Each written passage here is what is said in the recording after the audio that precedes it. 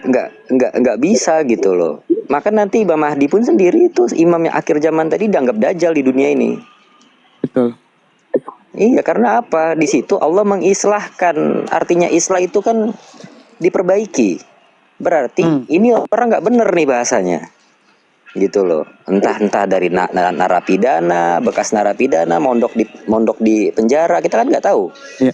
Dia nggak ngerti Quran, dia nggak ngerti hadis gitu. Bisa. Ya ini banyak yang nggak tahu gitu loh.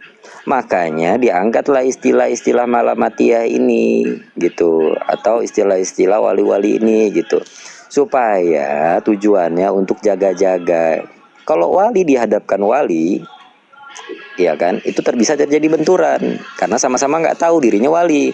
Tapi kalau yang tahu dirinya wali, dia pasti akan kenal, oh ini walinya gitu loh.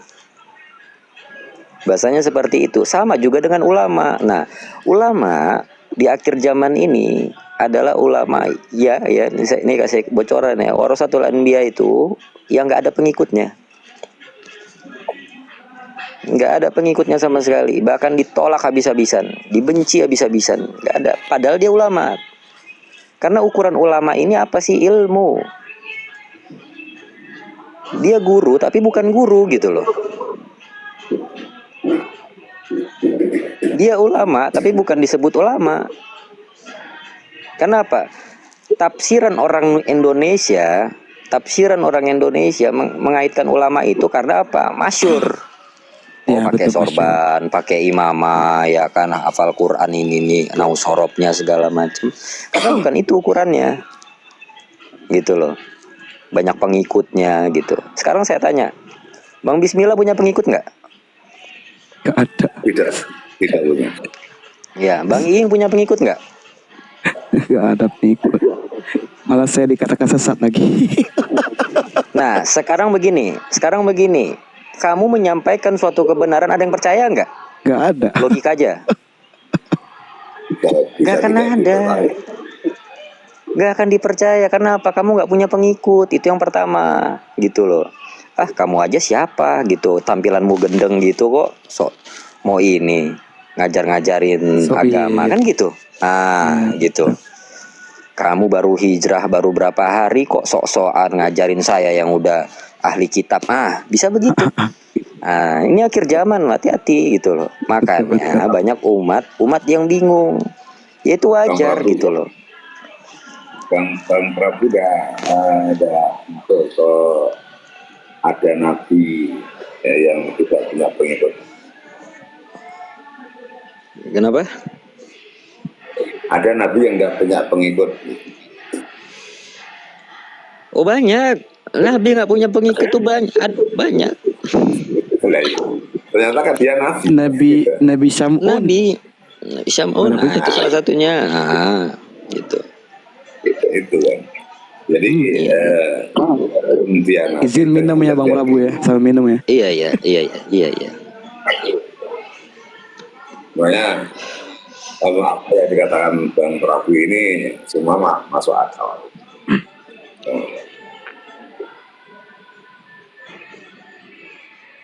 Ya, Bang Prabu ini dikatakan lama mana ketemu di jalan pakai sarung. Saya malah pakai celana pendek lagi. Iya, bisa gitu. Kadang gitu ya, kita tidak bisa menakar ilmu seseorang itu dari suatu tampilan atau pengikut gitu loh. Percaya nggak? Itu wali-wali itu banyak banget yang di penjara itu banyak. Memang sengaja Allah taruh di situ. Nanti kalau udah waktunya, baru dilepas dia tuh. Betul. Dikeluarkan tuh. Makanya banyak pembela-pembela agama Allah tuh dari kaum fajir. Gitu. Banyak.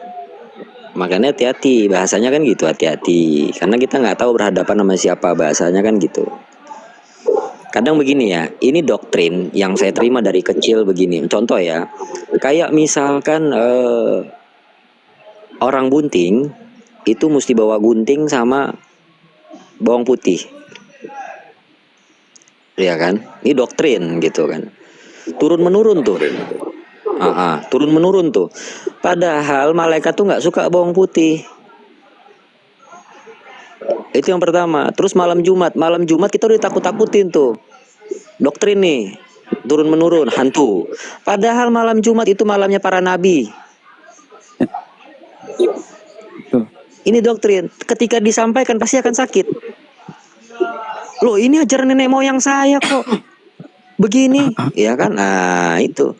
Makanya jadi perintis, jangan jadi pewaris. Bahasanya seperti itu gitu. Ya, Ajari ya. bahkan Bang Prabu sama saya itu membolak-balikkan 4 kitab, Bang Bismillah. Saya 5 tahun itu bukanlah Al-Quran itu nggak sempurna. Cuman saya pengen belajar, pengen mengetahui kemana Nabi yang Allah utus jumlahnya banyak. Ada 124.000 Nabi. Saya buka kitab Tripitaka, Weda, semua saya baca. Rupanya yang mengajarkan di kitab itu semua Nabi. Nabi, ajaran per Nabi.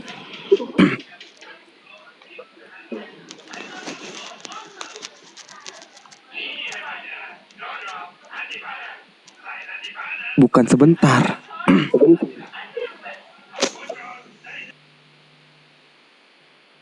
Jadi gini Bang, kalau belajar itu kan dari masih tahap belum sampai di pembuktian gitu kan.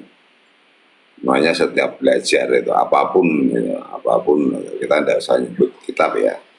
Saya ini misalnya ketemu dengan orang yang dia punya ilmu perbengkelan, ya. Maka saya belajar sampai mengerjakan. Jadi nanti akan ketemu. Ya seperti yang misalnya dulu itu namanya orang Sunda, aku tidak tahu ngapain kamu bawa pisau. Kok tetap pergi nggak pisau, kalau nggak pisau genting gitu, seperti tadi gitu. Saya tak pelajari gitu. Ternyata di situ dia itu dikasih tahu tidak tahu, tepatnya tidak tahu. Kalau ngapain tidak tahu kamu bawa, nanti kamu tuh hamil. Tiba-tiba gunting itu nanti kamu salah naruh, kamu hamil, bisa ngenai perutmu gimana? Nah, akhirnya saya menyampaikan ke istri itu, tahu sudah kalau di rumah, tidak nanti marah ibu, ya nanti ibu suruh ketemu saya. Nah, terus si ibu itu pernah tanya itu, lu kenapa kok udah boleh? Nah, itu apa tuh Bu tujuannya Mbak Guntingko? Supaya anaknya pinter. Loh, landep berpikir. Oh ternyata itu ada sebuah apa namanya ya kalau orang sekarang. Ya, intinya arahnya ke situ. Sebab itu namanya lo tahu. Akhirnya Bu udah masuk anakku, istriku bawa gunting, bawa besok kok tiba-tiba anakku pinter. Padahal pinter kan diajari tuh Bu, pinter tentang apa? Wah ini anak cah nom di kandang to orang manut nih. Aku ya masih aku dibilang tidak manut. Ya udah diikuti saja lah. Bukan anak ibu ikuti tapi naron ibu dasar dipakai. Ya tak sampai ke hal yang bijak. Yang bijak supaya aku tidak menyinggung mertua. Terus istriku juga tak kasih tahu supaya istriku juga paham. Ya nanti kalau ada ibu pas ke rumah ibu kamu bapak. Tapi kalau tidak itu tidak usah. Di situ saja. Praktek. Jadi ada ajaran yang di situ tidak lihat ya saya pelajari. Jadi intinya kehati-hatian supaya lalu kehati-hatian. Dan ada kitab itu kan juga ada. Harus hati-hati dan sendiri. Banyak kitab yang menjelaskan. Jangan ilmu tiru-tiru gitu kan. Karena tiru-tiru kan orang sudah kata ini diikuti paling tidak nah kayak Bang Prabu tadi kan penyampaian itu kan hati-hati kan. Iya, bagus. Jadi memang konteksnya begini, kita tidak menyalahkan ya. Jadi tolong digaris bawahi. Artinya itu kan pengetahuan gitu loh. Nah, artinya itu bagi orang yang mau mencari tahu. Makanya jadi pengetahuan kayak tadi Bang Bismillah gitu kan. Oh, makna maksudnya ke sini gitu. Sama kayak orang beragama, dia nggak tahu kenapa dia Kristen, kenapa dia Islam, dan bagaimana harusnya menjadi orang Kristen, bagaimana orang menjadi orang Islam, berislam, bagaimana dia menjadi berkristen gitu loh. Dia nggak tahu apa itu Kristen, nama dari mana, apa itu Islam, itu apa maksudnya. Jadi nggak tahu, sama kayak onta. Onta tuh nggak tahu dia bahwasanya tiap hari dia keliling haji itu. Cuman dia nggak tahu cara berhaji gitu loh. Padahal hidupnya di Mekah. Gitu. Makanya dikatakan Islam itu harus secara kafah. Bahasanya kan begitu. Betul. Artinya nggak bisa dengan satu golongan saya terima ini Nahdlatul Ulama, saya Muhammadiyah, itu selendang-selendang doang Pewaris gitu loh. tuh. Itu pewaris gitu loh. Ya gimana mau tahu apa namanya Islam itu berkembang seperti apa? Ya contoh Nabi lah. Nabi itu perintis. Betul. Dia merintis dulu baru menjadi pewaris gitu loh. Dia mewarisi nabi-nabi yang sebelumnya, artinya melengkapi, tapi dia merintis. Bagaimana sih perjalanannya Nabi Musa? Nah, dia mengalami. Oh, bagaimana sih perjalanannya Nabi Ibrahim? Dia mengalami gitu loh. Jadi semua itu dialami sebagai peringatan dan kabar gitu loh. Iya, semua bersambung gitu, bersambungan. Makanya disebut warasatul anbiya, artinya pewaris ilmu para nabi. Kan begitu. Makanya ulama artinya ilmu yang dibawa mewarisi ilmunya para nabi. Artinya dia lakonnya dalam kehidupan perjalanannya itu mengalami peristiwa seperti apa yang dialami nabi. Yang pertama apa? Difitnah. Yang kedua dikatakan gila. Lalu dikatakan tukang sihir. Ya kan? Tukang ramal. Nah, gitu. Ya kan? Semua saya tuh kena tuh. Iya. Sesat. Tukang ramal. Crazy. Itu saya kata.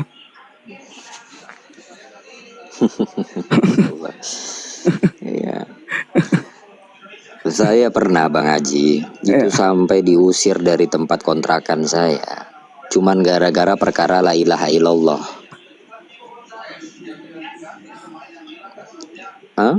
Saya jikir tetangga saya yang kepanasan. Iya kan? Akhirnya tetangga saya lapor yang punya kontrakan. Gitu. Panas. Dengar la ilaha illallah panas gitu. Iya, panas. Karena kan saya la ilaha illallah tuh setiap waktu itu saya jaharkan kan gitu. Dan ada maksudnya waktunya kan masih waktu ini, bukan waktu jam tidur. Kecuali saya jam 12 malam ya kan mengganggu tetangga, ya itu barulah. Ini kan jam-jam 8 selepas bada isya gitu kan gitu. Panas, kebakaran setannya tuh. Kebakaran setannya. Diusir ya kan. Belum lagi saya pernah menyampaikan sesuatu ya. Wah, itu memang pahit sekali bagi mereka. Sampai mau dipenggal kepala saya. Iya, itu pedang itu udah di leher itu. Pedang itu udah di leher. Gitu. Jadi bagi saya itu udah biasa buat makanan saya sehari-hari gitu. Sampai saya nggak punya teman sama sekali gitu. Karena apa? Oh, jadi saya ingat risalah kisah ya. Oh, Nabi itu sampai hijrah, ya kan, di Madinah, gitu kan, gitu. Karena apa nggak dihargain, gini-gini segala macam. Nggak punya ini, aduh ya Allah. Jadi saya merasakan gitu. Ini yang disebut namanya kesaksian. Kesaksian itu artinya merasakan apa yang dijalani gitu loh. Ada kesaksian itu sendiri. Contoh, Bang Bismillah punya anak. Ya kan, Bang Bismillah menceritakan kisah Bang Bismillah dulu. Nah, Bapak dulu ini merantau dari Jawa ke Jakarta, ya kan, begini, ya kan. Terus apa akhirnya? Anak tadi menyaksikan bagaimana bapaknya itu merantau. Oh, nggak punya duit, jadi merasakan gitu loh. Oh, jadi ini yang dialamin bapak ya selama ini, gitu loh. Selama ini saya nggak tahu gitu. Itu kan merintis namanya. Sama kayak kita dikasih usaha, taunya sukses nih anak. apa orang tuanya sukses aja, nggak tahu cerita dulunya gimana. Oh, kalau diceritain nangis dia anaknya tadi kan.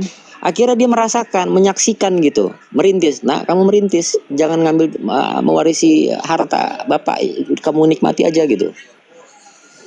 Kan begitu juga konsepnya. Makanya disebut nubuah. Artinya perjalanan kisah para nabi gitu. Iya, belajar pola itu memang beda-beda. Saya masuk ke salaf beda. Ya, Saya masuk ke salafus solihin juga beda. Saya masuk ke salaf wahabi juga beda pemahamannya.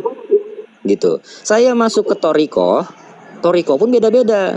Ya kan? Masuk ke Naksabandi, ya kan?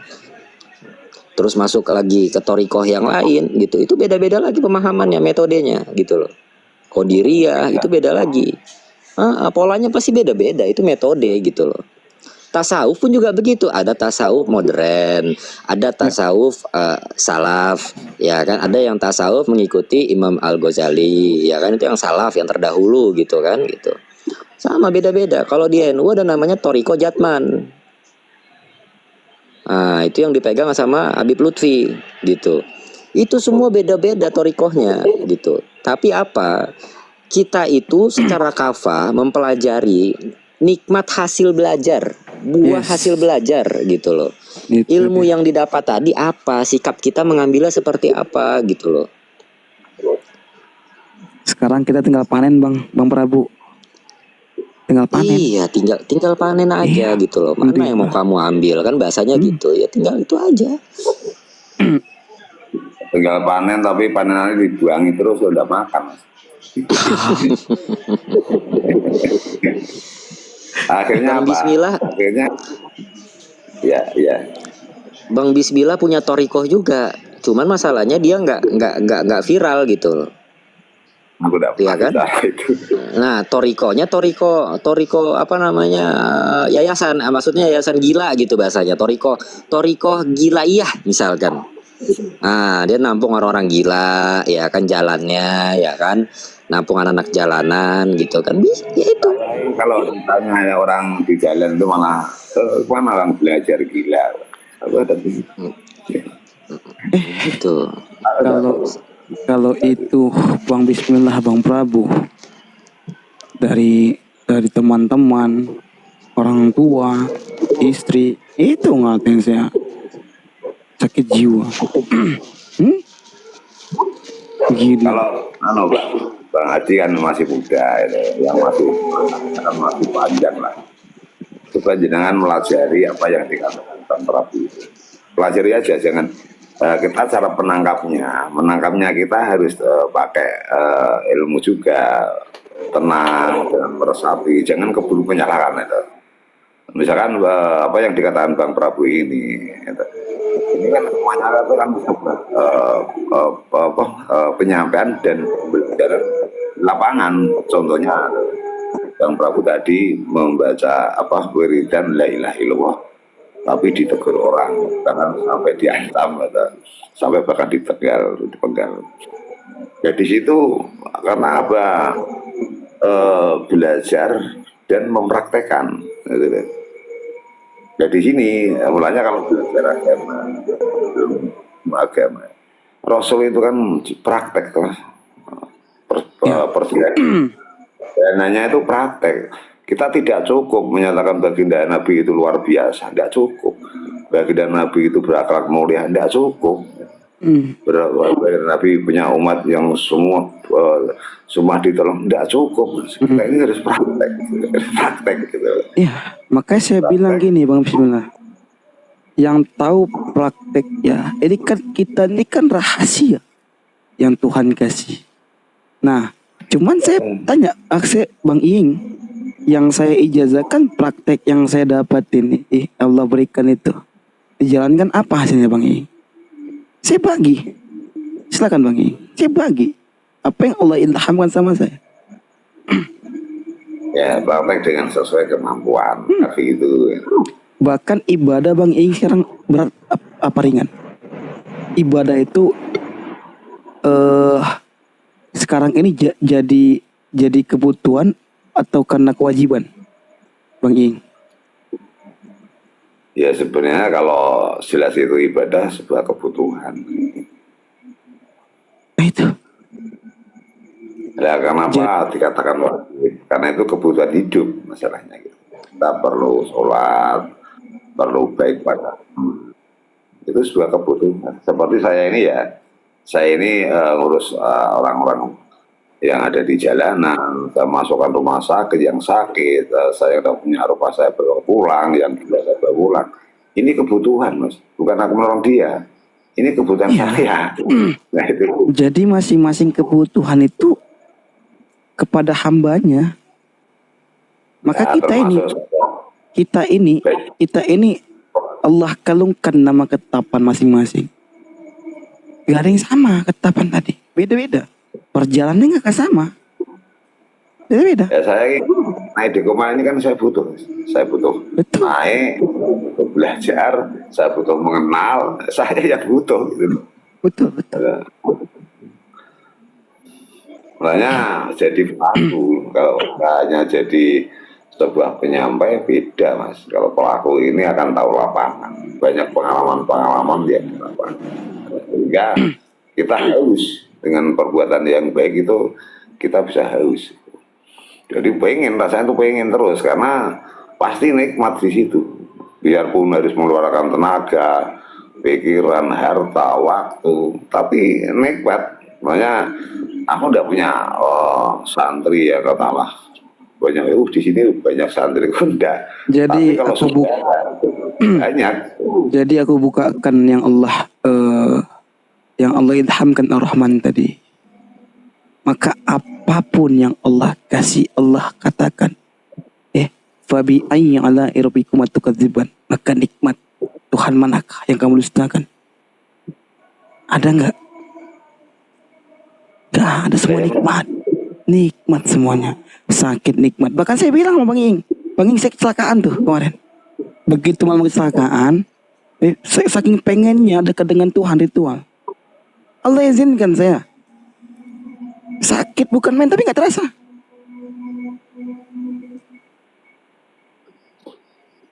Ya itu kan karena Bang Haji ini kan sudah merasa sakit, tapi menurut umum kan sakit. Dengan adanya menghilangkan rasa sakit, adanya mengingat nikmatnya Allah. Nah, akhirnya kan bisa mengantisipasi sakit itu. Jadi gimana? Sakit itu gak terbawa, gak terlampau bawa sakit. Ya Allah izinkan saya untuk tegakkan Qiyamul. Sekarang abang dikecewakan orang. Bagaimana cara menghilangkan kecewa itu? Misalkan Bang Bismillah ini kan katakanlah dengan Bang Haji ini kan perkataan saya ini kan anggapnya menyinggung Bang Haji katakanlah ya. Nah, kan pasti tersinggung kan pasti ada. Dan bagaimana ketika jadi ini saya sudah berikan sekolah apa ya, bukan sekolah sih. Jadi automatically dari luar itu automatically dia terhijab Pak. Mau bapak maki saya, mau bapak katakan saya, itu automatically akan terhijab. Contoh gini, nih masuk ombal, nggak masuk dia ombal. Jadi saya nggak sakit hati gitu. Ini hati itu pusatnya ada di akal, hati akal. Mau dicaci, mau dimaki itu insya Allah nggak ada kepanikan, sakit, nggak ada yang sakit. Jadi gini Bang, sini pelan-pelan ya Bang ya, pelan-pelan ya. Saya ini kan manusia normal ya. Iya. Nah, kalau manusia normal, ini bicara manusia dulu Bang. Kenapa badan itu dikasih sakit? Kalau orang itu tidak merasa sakit, itu tidak akan pernah. Hanya antara rasa dan bicara itu kadang-kadang tidak sama. Karena gini, abang katakanlah tadi kecelakaan, jatuh, luka, boleh. Abang menyatakan tidak sakit, boleh. Bukan sakit. Ya, saya bilang sakit, tapi karena pengen dekat dengan Tuhan tadi. Saya minta izin tuh, ya Allah izinkan saya. izinkan saya. Tapi gini Bang, itu hukum hukum yang tidak mungkin bisa kita berubah. Ini makanya aku tak bicara dulu. Oh betul. Orang itu punya rasa kecewa. Normal Bang, normal. Normal. Orang itu punya rasa sedih, punya rasa senang, rasa ya Bang ya. Normal. Nah seperti ada orang yang kamu sakit nggak? Enggak. Nah, ini berarti nggak normal karena memang itu sakit. Gitu. Nah artinya rasa kecewa itu sebenarnya motivasi. Ya, betul. Kalau kita Motivasi. katakanlah saya ini dikecewakan orang, maka saya kembalikan kepada saya. Karena harus kecewa. Nah di ini untuk menerapkan rasa kecewa saya ini supaya menjadi tidak kecewa. Nah di sini cara perlawanannya. Pada saya ini yang tak urus ini kan, bayangkan Bang, di kampung saya ini saya yang tak bawa itu orang gila. Berganti-ganti Bang, memang saya tidak menapung gitu. Di lingkungan saya ini pasti tidak suka. Kenapa? Ada yang kadang-kadang telanjang, gitu. Kadang jualan, kadang nguyuh sembarangan, gitu. Otomatis lingkungan kita ini merasa terusik dan terganggu. Akhirnya saya ada yang cerita, wah Mbak itu ngapain gitu. Orang kayak gitu kok diurus. Pasti tentunya aku akan kecewa ketika mendengarkan seperti itu. Nah, tapi aku tidak kecewa.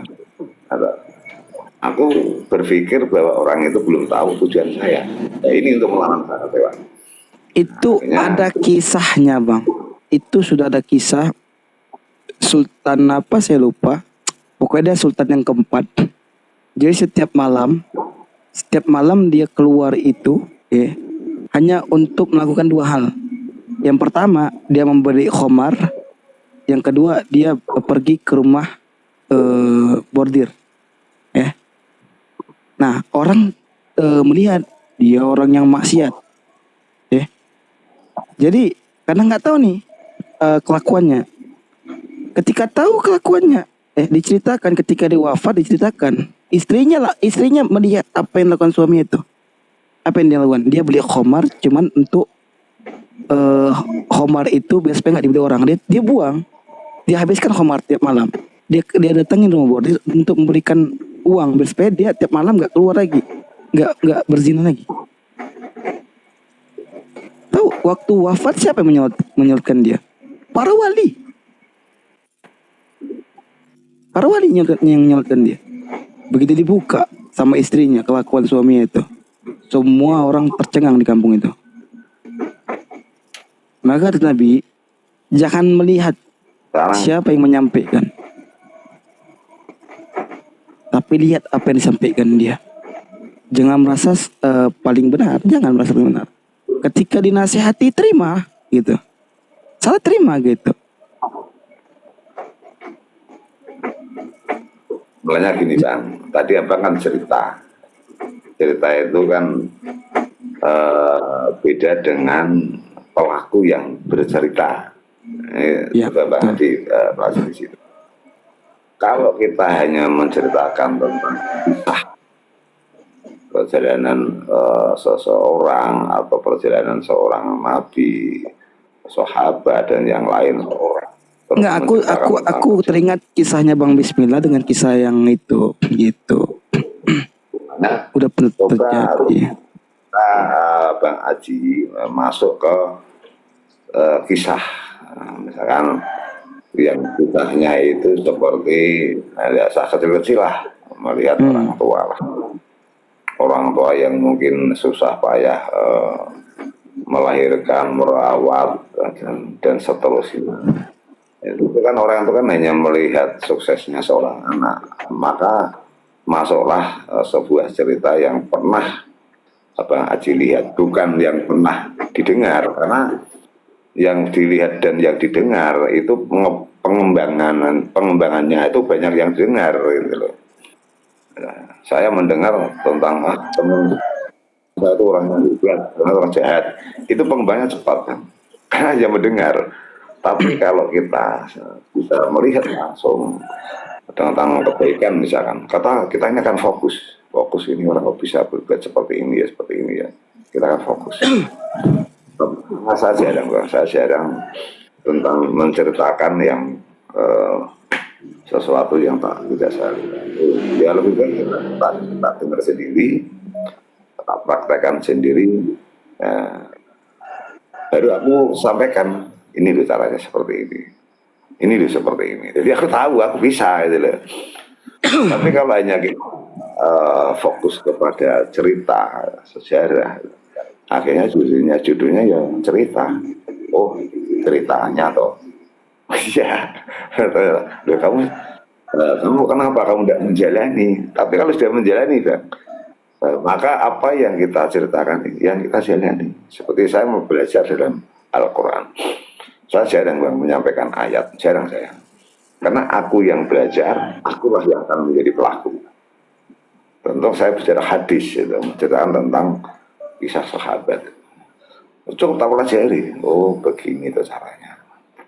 Nah maka sekarang ini aku cerita yang tak kerjakan. Tapi kalau kita terus bercerita tentang hal yang tidak saya kerjakan, biarpun itu dibenarkan oleh manusia umum, kalau aku tidak menjalani, ini aku tidak benar. Sudah belajar masuk dengan cerita-cerita, kisah-kisah yang di situ dijalani supaya kita bisa menjalani. Nah inilah adanya cerita orang yang menjalani beda dengan orang yang mendengar cerita. Ya. Gitu kan. Ada tamu kita nih. Assalamualaikum Bang Kancil, Bang Adi. Afwan terlambat saya menyambutnya. Waalaikumsalam. Lanjut. Ya, mungkin Bang Adi kepencet naik kayak tidur deh beliau. Lanjut Bang Prabu. Itu, Ada atau Bang Iing silakan. Bang Prabu itu mudah dipahami. Tapi kalau yang mau belajar, tapi kadang-kadang tuh apa yang dikatakan Bang Prabu biar itu benar, itu bisa dikatakan salah. Iya. Nah, saya melajari apa yang saya sering ketemu Bang Prabu. Kan udah bilang, saya diangkat dijatuhkan, saya diangkat dijatuhkan gitu. Aku pernah, tapi aku kalau ketemu Bang Prabu di Komal yang lain, aku paling menyimak. Oh ini tak ambil. Sampai setahun saya coba nggak apa kayak seperti dulu gitu. Saya keluyuran lagi. Dan ya, alhamdulillah balik lagi. Itu kenyataan. Bicaranya itu kan Bang, orang yang pelaku, yang menjalani dan yang hanya mendengar cerita, itu bobot bicaranya itu bisa dipelajari, bobot bicaranya itu. Nah, Bang ini biarpun mungkin masih semi ya, tapi cara melatih bobot bicaranya itu bisa dipelajari. Tapi kalau orang yang hanya mendengar cerita, itu bobot bicaranya itu beda. Karena saya ini juga belajar menjalani yang sudah tak ketahui tentang ayat hadis, tentang cerita apapun itu tak pelajari yang sesuai dengan kemampuan saya. Yang sekiranya tidak mampu ya saya menjalani yang bisa saya angkat. Makanya tadi Bang Prabu, saya sering itu ketemu Bang Prabu, makanya Bang Prabu mungkin tidak pernah dengan diskusi langsung dengan saya itu tidak pernah. Saya mendengar banyak di Kumal yang orangnya tuh bobot bicara banyak di sini. Kadang-kadang wah itu tidak benar itu. belum tahu sing diarahke, yang dijalani itu orang itu sudah keburu menyalahkan tidak benar. Gitu. Banyak itu di Kumal. Kalau saya lebih baik untuk diam. Nah, kadang-kadang saya jarang naik. Saya di sini naik serta hitung. Paling saya nyewa di bawah. Aku dengar yang di atas ini membaca atau melihat ini. Oh ini orangnya mungkin hanya mendengar gitu. Sehingga dia ikut-ikut cerita. Kalau orang Jawa itu ilmu tiru-tiru gitu. Tapi tidak menjadi pelaku apa itu begitu. Ya, mungkin ada tambahan Bang Ying atau Bang Prabu, silakan. Bang Kancil, silakan Bang Kancil. Mungkin ada tambahan Bang Adi ada yang mau disampaikan. nanti yang mau belum tidur nih Bang Yang.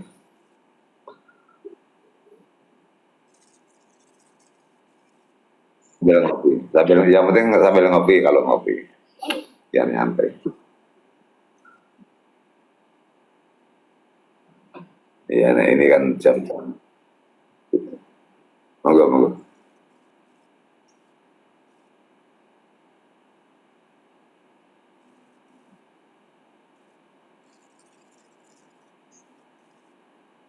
Hmm.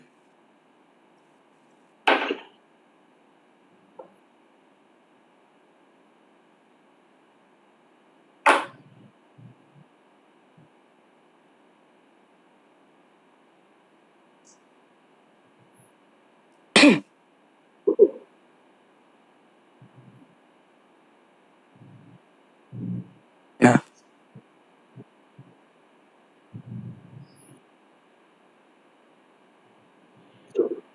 hmm.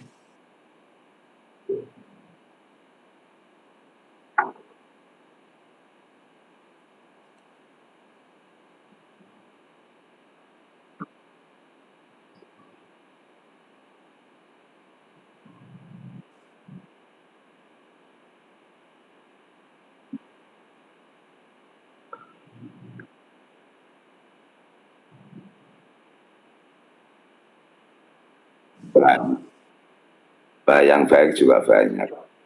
Makanya kan yang jahat juga banyak, yang baik juga banyak.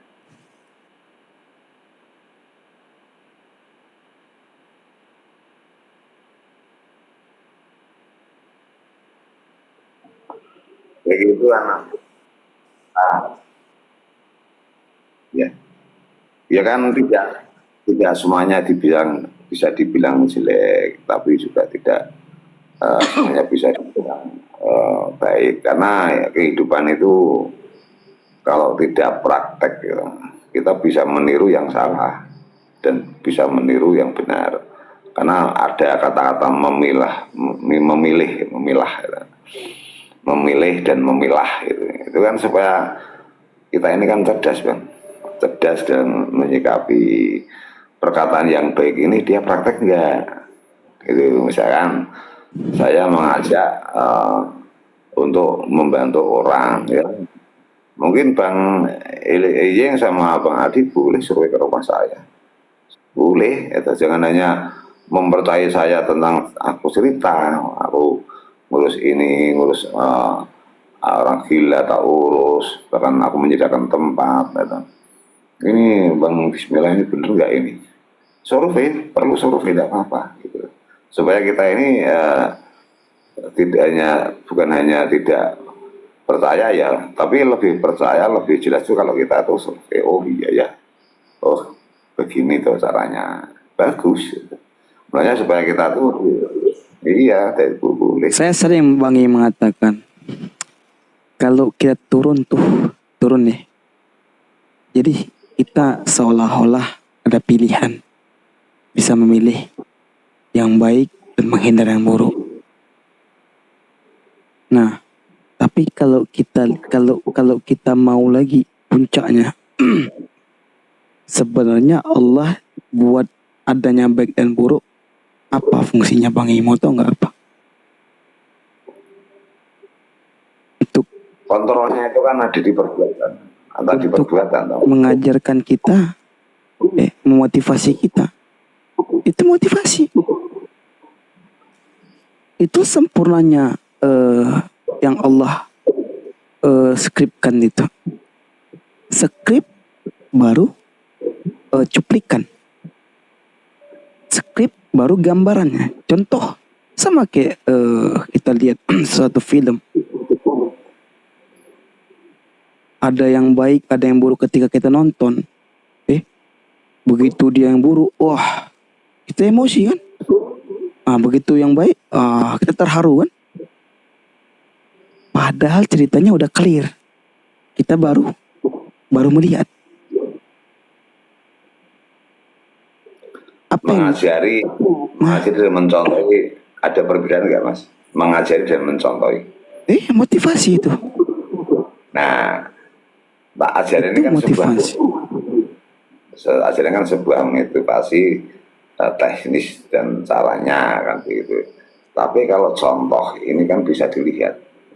Kalau mengajar itu kan hanya bisa didengar gitu. Nah, maka sepasang mata dua. Contoh juga motivasi. Ya, contohnya seperti Rasulullah lah, begitu Nabi lah. Apakah Rasulullah itu hanya berenang? Ya, kan, Kak begitu. Serebi tahu saya. Rasulullah itu luar biasa. Nabi Iya, Kak Salebi paham itu kata saya itu. kita hartanya habis sampai dicaci maki, berbuat baik. Nah, yang jelas itu bisa dilihat saja. Kita kan Kalau dia di makom ma'rifatullah, Pak Bismillah. Jadi nggak ada lagi aku A, aku B, aku C. Jadi kita nggak nyebutkan itu. ya buat apa kalau hanya di aku. Yang penting prakteknya gitu. Kalau hanya cara ini kan enak lah, semua orang tuh bisa. Orang yang enggak belajar tuh bisa. Namanya bicara. Bicara itu paling mudah, Mas. Yang enggak mudah ini menjalani yang dibicarakan. Kalau itu kebaikan loh. Bicara buruk, aku akan mencuri, gitu, misalkan seperti itu. Kan mudah itu dibicarakan. Tapi cara mencuri ini belum tentu bisa. Gitu. Bicara itu paling enak, kenapa? Enggak modal. Tapi begitu jak praktek, misalkan kebaikan ya, jak praktek, ya, tak lihat orangnya, paling beleng-beleng. Bedanya Pak Bismillah. Gak enak kita sebagai pendiskusi ataupun sebagai narasumber ini gak enak. Yang enak jadi penonton. Kenapa? Penonton banyak menyerap ilmu. Sedangkan narasumber banyak kesalahannya. Ini juga salah satu skrip. Nah, kalau hanya bicara Mas, aku udah ngaruh. Mau bicara apa sudah ngaruh. Yang penting prakteknya kayak gitu. Iya, mau apapun itu Pak Bismillah. Itu sudah skrip Tuhan. Makanya para sahabat itu masing-masing udah ada tugasnya. Bahkan terakhir tuh Bilal bin Rabah menjumpai Rasulullah. Ya Rasulullah, semua sudah dapat nih. Masing-masing yang kau berikan tugas. Aku bagaimana ya Rasulullah? Aku orang yang tak berilmu. Aku orang yang tak punya harta, kata Bilal bin Rabah. Apa kata Rasulullah? Ya Bilal, naik ke atas, ke bukit, azan. Jadi masing-masing kita ini sudah Allah berikan tugas. Ada tugasnya kayak Pak Bismillah, ya, mengayomin saudara-saudara yang disabilitas atau yang susah, memberikan bantuan ataupun tempat tinggal. Ada juga daripada hartanya dia berdakwah. Ada daripada kefahaman yang Allah berikan, yaitu ilmu. Dan ada juga yang Allah berikan dia diam mendengarkan.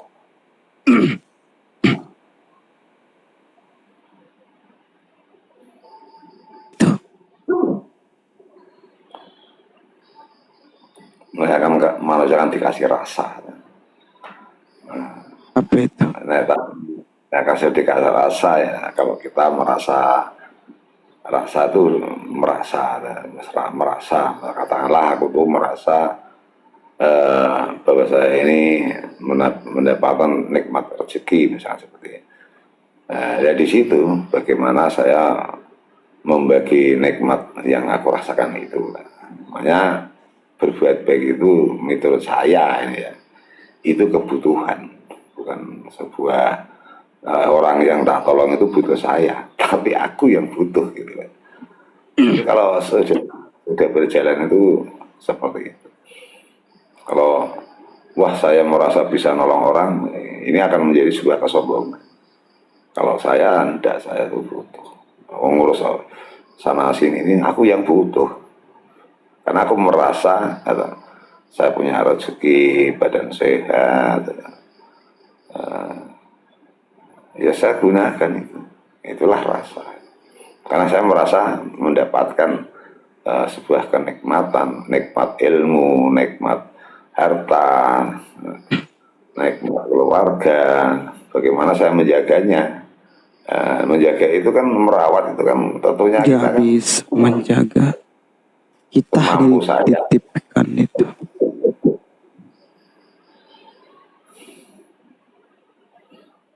Ya pokoknya ini Bang, jadi Bang Adi, silakan orang lain menyalahkan, tapi bagaimana langkah kita ini jangan sampai betul. salah.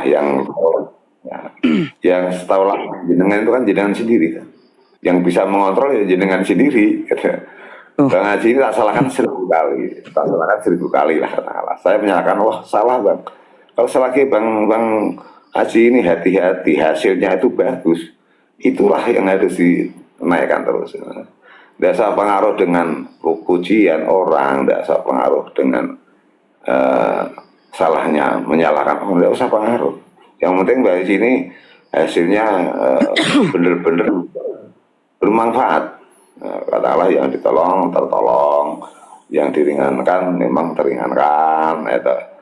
Itu saja yang ngontrolnya, yang bisa ngontrol kita ini ya kita sendiri, bukan orang lain. Nah kalau ilmu bisa dari orang lain, tapi tentang kontrolnya kan Bang Haji sendiri, kan saya sendiri. Makanya eh, apa kata Rasul di situ? Jangan membangga-banggakan yang lagi berbuat baik, jangan menjelek-jelekan yang lagi berbuat salah. Itu kan membatasi kita ini. Membatasi kita. Pokoknya jalan. Yang penting Bang Adi ini hasilnya itu benar bagus. Misalkan ada orang temen itu, kamu ngapain kamu nolong orang kayak gitu? Nah, ini nolong ini masih disalahkan. Padahal Bang Adi ini tujuannya meringankan beban teman misalkan. Tapi bagi yang tidak suka ya Bang Haji ini akan disalahkan. Mengapai orang kayak gitu ditolong? Bisa jadi enggak? Bisa. Padahal Bang Haji tujuannya ini dia salah, diajari, dia kesulitan, diringankan, bukan dibantu. Kalau dibantu ketinggian, diringankan sedikit saja. Tapi bagi orang yang nggak suka, bisa disalahkan. Ngapain ngurus orang kayak gitu? Padahal Bang Haji ini ada niat memang meringankan, menyadarkan. Tapi Bang Haji ini bisa disalahkan orang. Tapi yang penting Bang Haji tidak salah. Selesai. Simpel kan? Simpel kan? Karena kalau ngurusi orang membenarkan dan menyalahkan, itu tidak habis-habis. Karena yang berhak menilai itu sana malaikat ya Bang. Sudah ada malaikat itu. Allah itu punya malaikat yang mencatat perbuatan kita. Jadi kita tidak usah pengaruh pujian orang lain, tidak usah pengaruh menyalahkan, kita disalahkan, tidak usah pengaruh. Karena malaikat lebih tahu. Kalau kita mengakui loh, kalau kita ngimani loh Bang, sudah punya pencatat. Yang jelek sudah catat, yang baik juga dicatat, ya sudah. Yang bisa mengontrol ya diri kita. Udah, tidak usah pengaruh. Nyantai sambil ngopi ngerokok ya gitu. Jadi saya kadang-kadang lucu gitu, melihat orang-orang yang menyalahkan saya itu malah lucu. Begitu tak kasih PR-nya lari dia. Salah satunya begini, saya menolong orang ya di situ kriminal itu adanya kan ada mau saya Assalamualaikum Bang Ha. Waalaikumsalam. begitu dikasih PR-nya ya udah kalau menyalahkan saya selesaikan dia.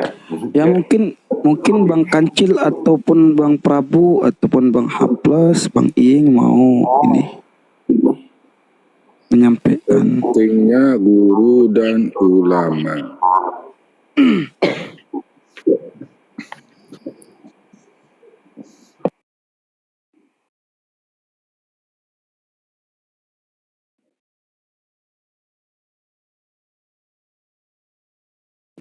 Enggak, aku agak kurang paham nih pentingnya guru dan ulama. Gurunya maksudnya tatap muka kah? apalagi kita di zaman sekarang itu kan, orang yang sibuk hanya melewatkan media Jadi penganan wasilah aja bang, wasilah.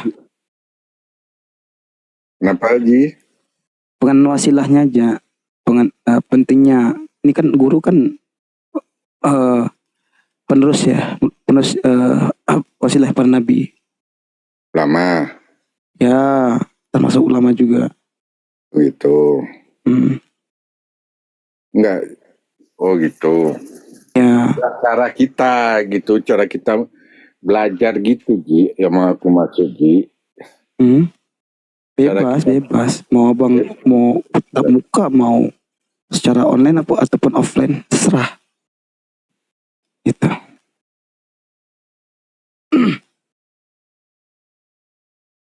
Penting nggak guru sama ulama buat pribadi ya bang gitu. maksudnya Buat pribadi abang penting nggak guru dan ulama tuh? ya penting lah. Ya itu dia. Kalau pribadi ya kita bisa, kalau bagi aku kan bisa melihat, kita apalagi sekarang kan ada media sosial, ada HP, lihat ceramah-ceramah, karena kita bisa lihat ini Ustadz ini gini, Ustadz gini gini, ya kita ambil yang dalilnya yang kuat gitu. Ya kan diceritakan semuanya tuh. Ini dalilnya ini dari ini.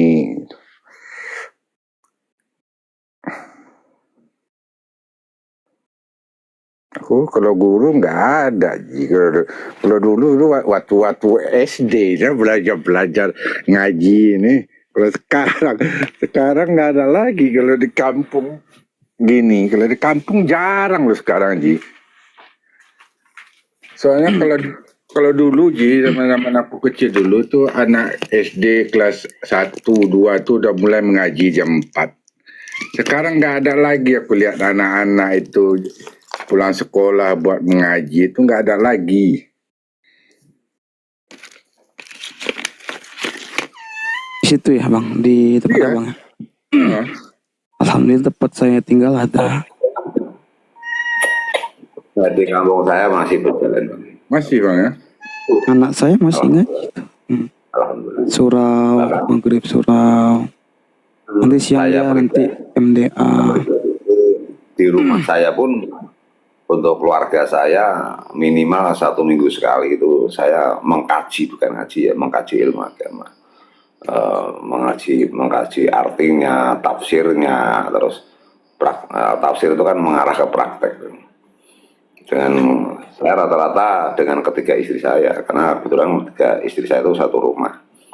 Jadi terutama setiap minggu pagi itu pasti saya setelah subuh ini jam ini sebentar lagi aku pasti turun, karena ini subuh, ini misalkan hari Minggu bisa sebentar lagi aku turun. Kadang-kadang aku ada tambahan ya, enggak harus Minggu, itu setiap hari Bang, rutin saya. Bahkan jam-jam segini istri-istriku sudah bangun semua, tahajud semua ya, karena itu kegiatan yang rutin untuk keluarga saya. Bahkan ada yang kos di sini, kebetulan rumah saya ini kan kos mahasiswa itu, juga mahasiswi itu di dekat kampus Undip itu. Kadang-kadang ikut ngaji tentang kitab ini, Bu, arahnya tuh begini, itu rutin. Kalau terutama 3 istri saya di rumah ini setiap minggu sekali, 2 kali, bahkan 3 kali. Habis subuh khususnya. Kadang-kadang setelah tahajud ini, daripada kamu tidur lagi, ayo kamu buka Al-Quran. Ya udah, dari pengajian itu tak praktekkan dalam keluarga. Setelah keluarga terus memanfaatkan tetangga, teman dan seterusnya. Dan kebetulan istri saya juga tak suruh di masjid yang asri anak-anak. Kalau jam-jam netral, kamu ke masjid itu anak-anak diajari.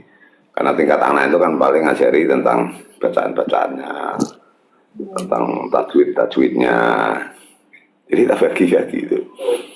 Kalau nggak ada pasien, kalau ada pas merawat orang tua ya di sini yang bukan keluarga itu ya tak fokusan ke situ, udah itu dirawat. Karena jadi tak kasih tugas ini perbuatan-perbuatan yang bermanfaat buat kamu. Gitu. Yang kamu yang berbuat maka kamu yang dapat. Ya jalan, enggak sampai enggak ada sempat sampai istri itu saling perang, saling apa itu kalau orang Jawa. Enggak ada di rumah ini asik-asik saja karena semua tak masukkan hal-hal yang bermanfaat.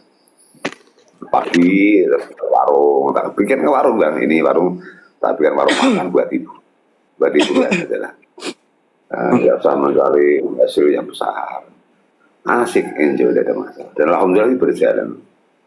Nah, sehingga bisa mengantisipasi sesuatu yang katanya buruk bisa terantisipasi.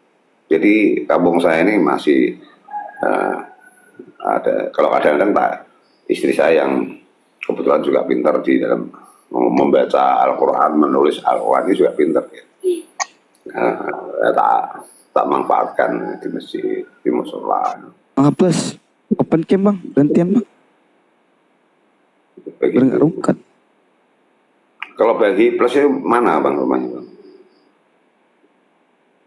Plus. Monitor. Waduh, kabur deh.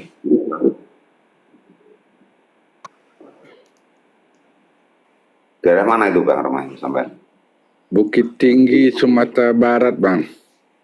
Oh, Sumatera. Bang Plus open camp bang Plus. Gantian open camp biar nggak rungkat. Apa?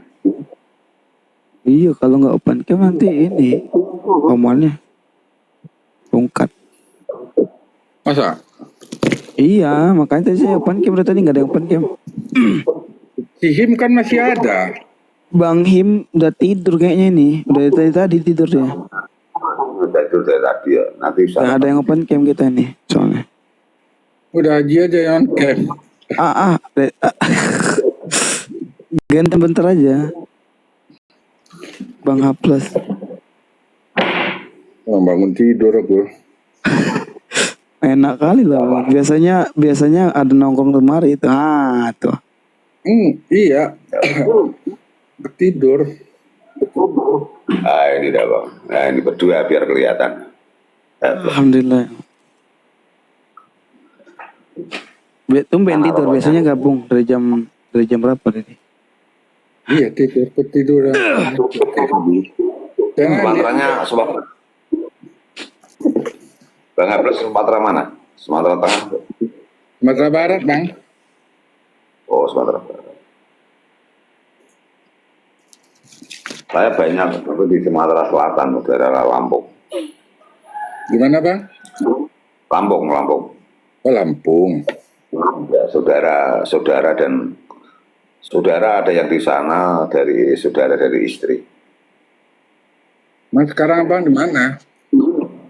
Saya di Jawa Tengah, di Jawa. Tapi istri Lampung bang. Oh, Jawa Tengah. Istri saya yang nomor 3 yang Lampung. Lampung, kalau Bandar Lampung tuh mana ya? Selatan.